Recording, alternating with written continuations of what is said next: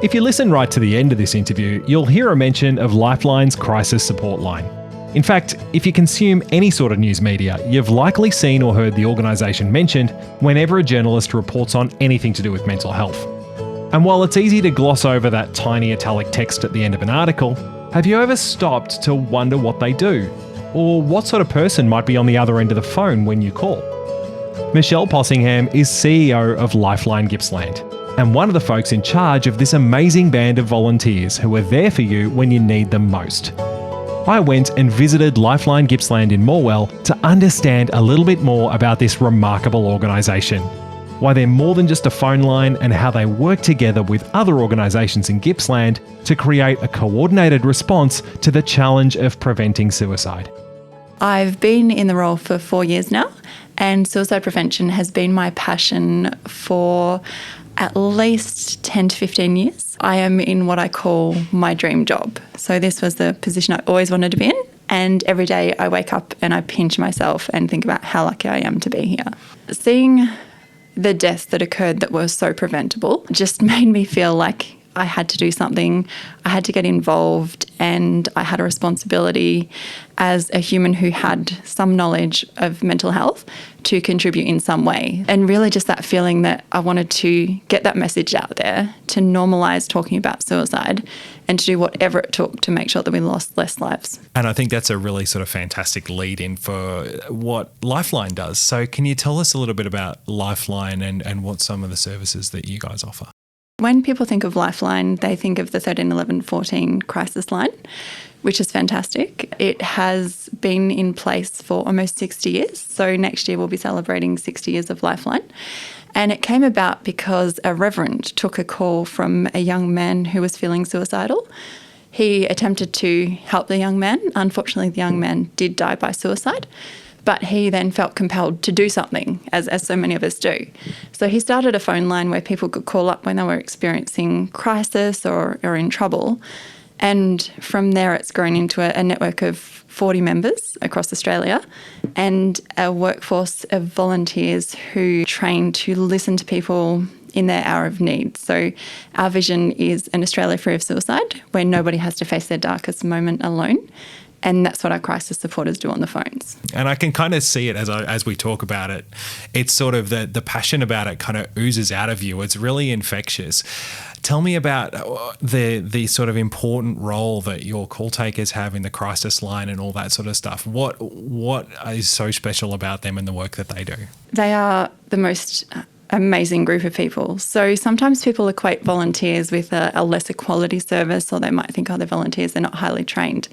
To become a crisis phone supporter with Lifeline, you undergo significant accreditation. It takes 12 months and it's quite an intensive process. I was talking to someone recently in the clinical field and they said that the intensity of what we do far exceeds anything that, say, a psychiatric nurse may go through to retain accreditation. And that is because we want to care for the people who are on the phones. So going in and listening to people's stories of trauma, doing an intervention when someone is actively suicidal, and listening to really difficult topics can cause psychological harm. So our intention is to make sure that we have the best trained workforce in the world, and we believe that that's the case, to support not only the help seekers who call seeking support, but also to make sure that the people who are answering the calls do so safely for themselves as well. There is such a wide range of people on the phones. You sort of picture an archetypal, just one type of person, but there is no such thing. Invariably, there are people with the strongest sense of social justice. So they care about their community, they care about their fellow man or woman, and they want to make a difference. We have, the young guy who plays footy, ranging to the almost 90-year-old woman from Scotland who has been doing this now for over 30 years. So there is just the breadth of people in our community who want to give back, who want to step in again to make sure that no one faces their darkest moment alone, and to listen to people's stories and make them feel heard and keep them safe is just something that astounds me every day. I have an open door policy and I get to have the privilege of having our Morwell volunteers walk past my door. They'll stop in, they'll have a chat, and every day I'm in awe. I just think, my goodness, these people are going in, giving their time and time again. I am so blessed to be surrounded by people like that. And what is it that you think they get out of being a volunteer? So it is an incredible experience. The life skills that you learn through that training, things that you can apply in your relationships, in your workplace, in your everyday life, but also the feeling that you are really contributing to society. So not every call is a suicide intervention call. You might get a call from someone who is in a care home and hasn't spoken to anyone for the day. So they're experiencing severe loneliness, which of course has an impact then on mental health. So they go in, they talk to lonely people, they talk to people who have had a troublesome day at work, or they could be talking to someone who has an active plan to die by suicide. So they don't know what they're getting when they go in, but what they do know is that they want to help whoever it is at the end of that call. And for the people that are on the other end of the phone, what's the effect on them from talking to one of these wonderful people? So what we're hoping for is that people feel connected. Our whole premise or what we base our phone service on is connecting people back to hope. It's when people lose hope that we're in trouble. So we need to consistently help people to find ways back to hope. We come from an empowerment model. So we don't tell people what to do. We ask what's worked before and we review that and ask them if they can action that again. Everything that we do, you can't get away from hope. And one of the acronyms that we have is Hold On, Pain Ends. And that's something that's really powerful, I think, for the people who call. So they might call, again, because they feel lonely, and at the end of that call, they might have a plan to catch up with a friend. They might just feel like they've been able to tell their story and that lifts a burden. Or they might have a referral to another service in the community. So what we're hoping is that people hang up the phone feeling, again, that connection to life and to hope. 13 Yarn is a really, really important service. Can you tell me a little bit about what they do? 13 Yarn is an Aboriginal and Torres Strait Islander crisis support line that was funded by the Australian government with the support of Lifeline. It was developed in collaboration with Gaia Dawi and is run by Aboriginal and Torres Strait Islander people for Aboriginal and Torres Strait Islander people. So this is the first service of its kind. It's incredibly important to the community, and the feedback that we're getting from community is extremely positive. So it is a new service and it's launched in a couple of states across Australia. We're really keen for it to come to Gippsland, but it's like 13, 11, 14. It's if you dial 13 Yarn, you will receive a response from somebody in Australia. So it was a huge gap, and we think it's an incredibly important service that needs a lot more attention. We want to make sure that people are aware that resource is available.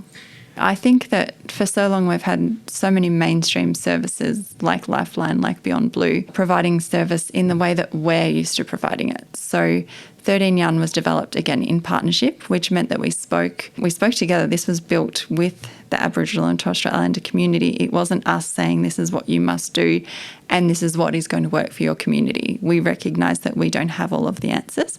And so taking that collaborative approach has just been absolutely vital in creating a service that meets the needs, because our current service really wasn't doing that, and we had to own that and come up with a solution. And this has been a fantastic initiative, and I think we've all learned a lot in working in partnership. The feedback that we've had from those communities has been overwhelmingly positive, in that it is such a relief to know that there is a service there available 24/7 that is culturally appropriate for people to call who are experiencing suicidal thoughts, who are experiencing loneliness or crisis in whatever form that may look like, that will be answered by somebody that they feel that they can trust. And I think that's really vital. And at what stage in the suicide prevention process do you folks see yourself? Is there one particular time in the suicide prevention process that you would kind of most identify with, or is it right throughout? I think previously or historically, Lifeline's very much been very focused on that intervention stage. So being there when somebody is suicidal. But what we know, and to quote Desmond Tutu, you want to go up the creek and find out why people are falling in instead of being at the waterfall end. So to misquote Desmond Tutu. So what we want to do is really play an active role across the spectrum. So we are in the prevention space in terms of training up our local community to know how to respond. We're in the prevention space right when people are considering or contemplating suicide. And then in postvention in terms of working with communities who have suffered a bereavement or with family members who are suffering a loss. So we feel like we have an active role to play across the spectrum. Are those sort of roles, are they on the phones and off the phones? Are there other activities that you do? And can you tell me a little bit about those? Absolutely. So the phones is just one of the things that we do. So we have been lucky enough to work with some amazing people in launching campaigns that are focused on, again, that prevention space. So one of the things that we determined with our community was that there's a step that comes before "Are you okay?" And that's just the basic act of saying hello. So we talked to community and they said, how could we help you to feel more connected? And they said, well, people don't say hello anymore. So we worked with the Latrobe Health Assembly to introduce the Hello campaign. I don't know if you've seen the T-shirts around. There were T-shirts that said hello. We had pop-up cafes where people were encouraged to come along for free coffee. Who's not going to shop for free coffee? And just have a conversation. So that was a really great campaign that is continuing on. We do lots of work in workplaces. So we will work with workplace to determine how their workforce perceives mental health. We go in and do some interventions with the workforce, and then we'll survey again and see if there's been any change. And invariably we have a lot of success in addressing the stigma that still unfortunately abounds when it comes to mental ill health.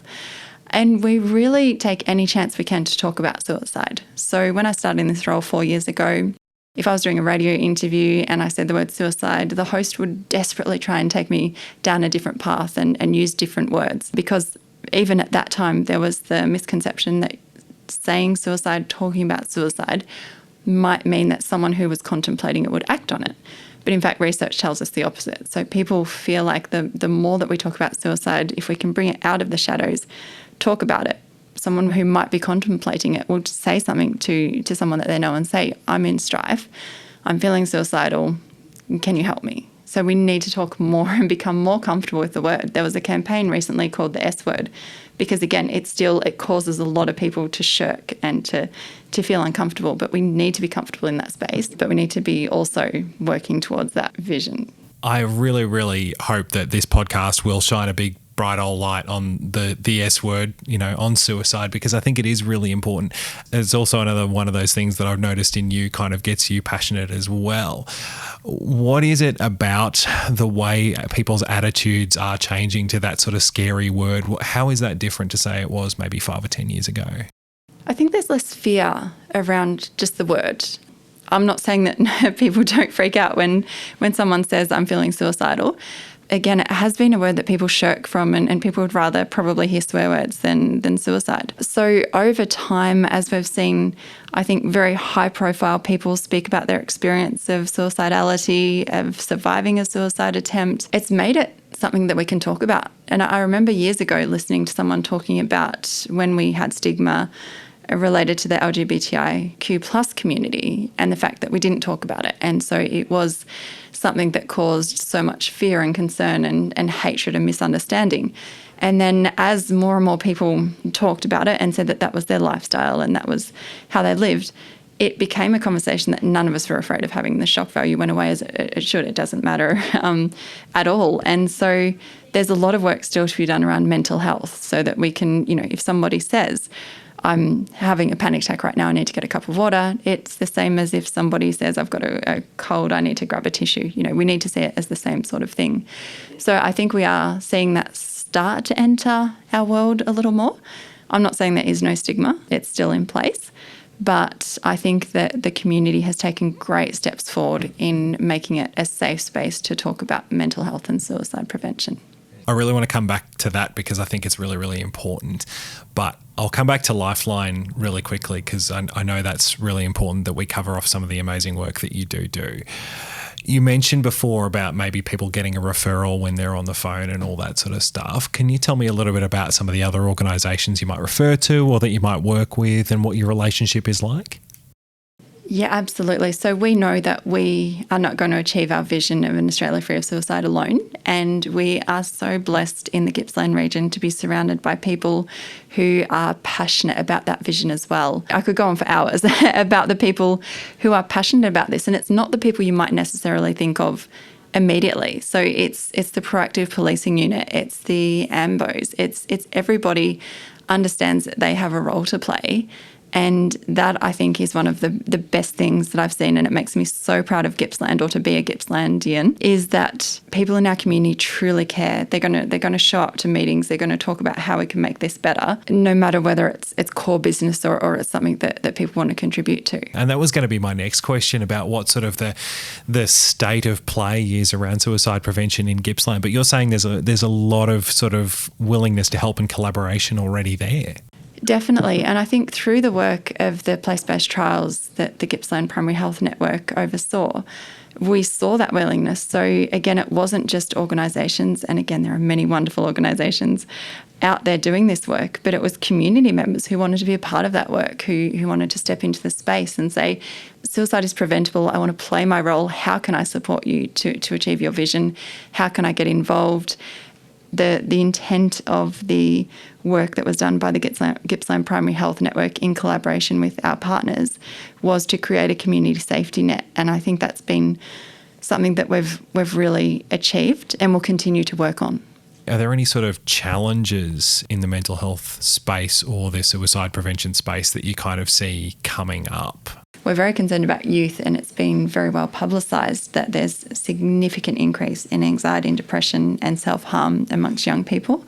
Origin are doing some fantastic work in that space, but it's not enough, and we need to keep pushing and keep working with young people to determine what it is they need and how can we keep them safe. Something that Lifeline recently introduced was a 24/7 now text line. So I don't know about you, I'm not yet 40, and if I call my friends, and I do, they wonder what the heck I'm doing, because nobody calls anymore, right? Yep. Why was that not a text? And so we know that young people specifically are using our crisis text line more and more and more. So finding ways to respond to people in their time of need is going to change. Eventually, the phone line will become obsolete. Our web chat and our text is busier than it's ever been, and that means that there is support that wasn't previously available, but we need to keep scaling up. So that is at the intervention stage, and we need to keep thinking and going back to prevention stage and thinking, what can we do for young people that is going to keep them safe? And that's still a lingering question, and I don't think we have the answer to that yet. So somebody who might be listening now who is sitting there thinking, I'm not on the front lines of suicide prevention, but I still really want to be there, I want to be available to help. What would you say to them about what they might be able to do? I tell them to become a crisis support volunteer for Lifeline Gippsland. Absolutely. We get the plug in there, of course. Absolutely. Very important. If they didn't feel like doing that, I'd encourage them to look around and see what organisations are operating in their community and look at how they can get involved. So it doesn't need to be volunteering. It doesn't need to be anything formal. It might be jumping into some training. That means that if a mate says, I'm doing it pretty tough right now, you know how to respond. It doesn't have to be a mind-blowing effort. We love to hear from anyone who wants to be involved at any levels. So people determining their level of involvement, I think, is so important, but knowing that everybody, I think, has a role to play. So determining, again, does that mean a formal volunteering role? Does it mean becoming involved in a local committee?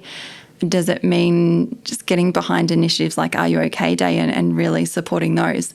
There are a multitude of ways that you can contribute to suicide prevention, and even just taking it back to the campaign I spoke about earlier, saying hello to people so they don't feel alone. That's a tiny thing that anybody can do. We can have a positive effect just through simple interactions with people. So we don't know if we say hello to someone, if we smile at somebody, we don't know what's going on for them in that space. Are they feeling completely alone? Are they feeling isolated? Are they thinking about suicide? And just the simple act of feeling connected to another human, that could have a massive effect. So I think we all need to take some level of responsibility. I want to talk to you now a little bit about the vision of a suicide-free Australia, because I think that is also really important. In the community, if you kind of look in the community now, are there some things that you would love to see change in order to get us closer to that vision? Absolutely. I think, we talked about stigma and the fact that that's reducing, but it is still there. And just thinking about some of the people that we've lost to suicide who are quite public figures who had connections. And I think about that often. I think they had so much access to help. So what prevented them from reaching out for help? So I think we need to speak more to people with lived or living experience of suicide, to understand better what is it that we're not getting right. We know that we're still losing people to suicide. We know that the rates dropped a little bit in the COVID year, in the prior year, but any death by suicide is unacceptable to us. So we need to get to zero. Some people say that that's a ridiculous vision. I say it's bold, and it's what we have to do if we're ever going to get to where we need to be. We turned 50 3 years ago, and I remember we put something out for the people who attended and said, what would your wish for Lifeline Gippsland be in 50 years? And thank goodness everyone said, we want you to be obsolete, we want you to be gone, because there is no suicide in our community. We need to be looking at the multiple factors that contribute to suicide. So it is a complex issue. It's never a single issue.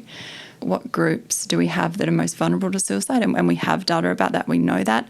So how can we engage with people from those communities to work out an approach that might work? And it's been fantastic to see the commitment from the federal and the state government to funding those initiatives. We know we don't have it right yet. So let's keep trying things. We have to be bold. We have to be brave, because the suicide rate is still where it is. And so we're going to keep working on what can we do. It needs to be research. We need more research. Lifeline has a research foundation that's doing some groundbreaking work in this area, as are lots of other organisations and universities. But really it's about coming together. There's a group called the Coalition of the Willing who work in suicide prevention. So you've got Lifeline Beyond Blue, the Black Dog, people for whom suicide prevention is core business. And we need everybody to join the Coalition of the Willing. So we need all of the organisations to work together as they have been. We want community to get on board, and we want not just our region, but we want Australia to be a place where it's safe to say, I'm feeling unsafe, I'm feeling suicidal, and for people to know how to respond to that. So not to fix it, not to be the experts, but to hear that message and say, I'm here, I'm with you, let's get you some help. As you'd expect, it would be extremely remiss of me not to mention that if this discussion brought up any uncomfortable feelings that you'd like to have a chat about, Michelle's wonderful team of volunteers is available 24/7 to talk with you on 13 11 14. For more interviews, check out the Gippsland PHN website.